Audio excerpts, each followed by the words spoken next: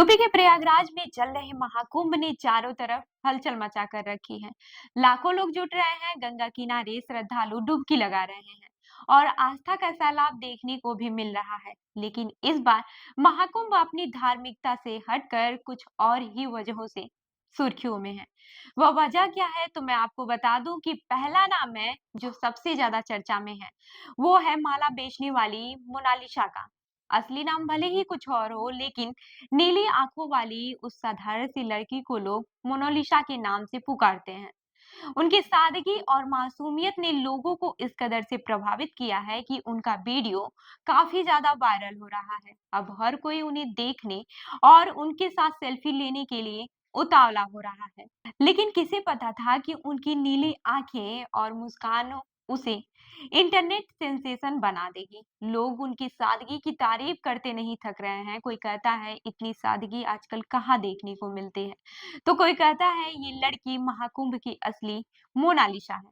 Mona Lisa का video देखते ही देखते सोशल मीडिया पर छा गया। जो लोग प्रयागराज नहीं पहुंच पा रहे हैं वो वीडियो देखकर ही अपनी खुशी जता रहे हैं। वहीं कुछ लोगों का कहना है कि ये सब महज प्रचार का हिस्सा है। वहीं आपको बता दूं कि दूसरा नाम है हर्षा रिछारिया का, वही जो भोपाल की सुंदरी कही जा रही है।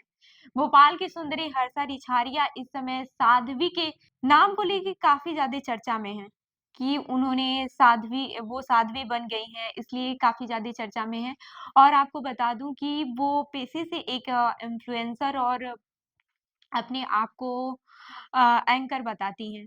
और ये बता दूं कि उनका एक वीडियो 2 साल पहले ही वो ये बोल रही थी कि उन्होंने अध्यात्म की तरफ अपना रुख किया, सनातन धर्म अपनाने के लिए उन्होंने रुख किया और वे एक साध्वी बन गई। लेकिन 6 महीने पहले ही उन्होंने कोई प्रोग्राम होस्ट किया था और उनके जो वीडियो या फिर फोटो इंस्टाग्राम पे पड़े थे, उससे ज़्यादा वो काफ़ी ट्रोल हुई हैं। जिसकी वजह से उनके साध्वी होने पर लोग सवाल खड़े कर रहे हैं। और इसके बाद से वो काफ़ी ज़्यादा ट्रोल हुई, तो उनका एक रोते हुए वीडियो सोशल मीडिया पर उन्होंने डाला कि मुझे इतनी ज़्यादा ट्रोलिंग का सामना करना पड़ा, इतनी ज़्यादा आलोचनाएँ की गई कि मैं इस महाकुंभ में 1 महीने के लिए आई थी, लेकिन मुझे महाकुंभ छोड़ के जाना पड़ेगा। तो वो कहाँ गई हैं या फिर नहीं गई हैं, ये तो बात की बात है। लेकिन अभी भोपाल की सुंदरी हर्षा रिछारिया का कहीं कुछ पता मतलब ऐसे में नहीं दिख रही हैं, जैसे वो सोशल मीडिया पर ट्रोल हो रही थी। और अभी वो महाकुंभ छोड़कर गई हैं या फिर नहीं, ये तो बाद में पता चलेगा। अब बात करते हैं आईआईटी वाले बाबा अभय सिंह भी अपनी अलग पहचान बना रहे हैं। ये बाबा बाकी साधुओं से बिल्कुल अलग हैं। उनका नजरिया अध्यात्म, धर्म और विज्ञान का अनोखा मिश्रण है। बाबा का कहना है कि धर्म और विज्ञान में फर्क करना गलत है। दोनों का मकसद इंसानियत को बढ़ावा देना है। वहीं आईआईटी वाले बाबा की बातों में राजनीति का जिक्र भी होता है। उनका कहना है कि आज की राजनीति पूरी तरह से जाति और धर्म पर टिक गई है, जो कि गलत है। बाबा प्रधानमंत्री नरेंद्र मोदी की तारीफ करते हुए उन्हें कर्मयोगी बताते हैं। उनका कहना है कि पीएम नरेंद्र मोदी जो जीवन जिया है, वो हर किसी के बस की बात नहीं है।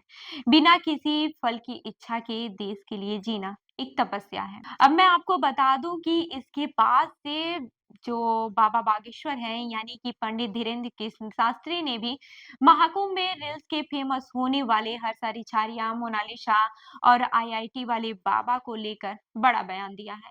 बागेश्वर बाबा धीरेन्द्र कृष्ण शास्त्री महाकुंभ में रील बनाकर वायरल होने वालों के खिलाफ गुस्सा जताया है।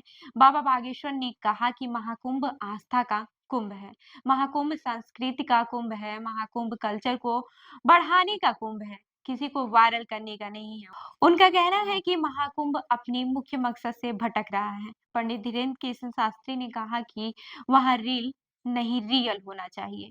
उनके शब्दों में यह महाकुंभ संस्कृति और सनातन का मेला है, न कि किसी के वायरल होने का अड्डा। बाबा बागेश्वर का मानना है कि महाकुंभ में हिंदू राष्ट्र बनने पर विमर्श होना चाहिए। उन्होंने यह सवाल उठाया है कि हिंदुत्व को कैसे बचाया जाए, जो हिंदू थे और अब हिंदू नहीं है, उनकी घर वापसी कैसे हो। उनके इन बयानों ने महाकुंभ के माहौल को और भी गर्म कर दिया है। महाकुंभ जो हमेशा से आस्था और धर्म का प्रतीक माना जा रहा है, अब विवादों और चर्चाओं का विषय बन गया है।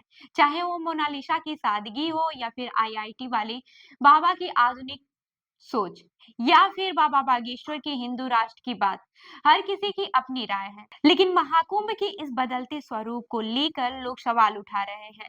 कुछ लोगों का कहना है कि महाकुंभ अब शोहरत पाने का जरिया बन गया है।